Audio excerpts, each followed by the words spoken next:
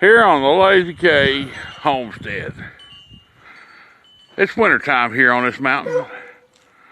And we got a dog over there that's fixing to have a bunch of pups. And, you know, a person gets to wishing it was springtime so bad.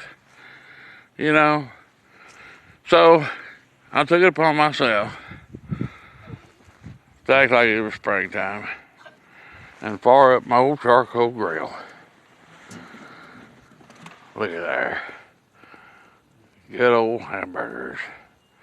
Ain't nothing better than a home grilled hamburger on a charcoal grill.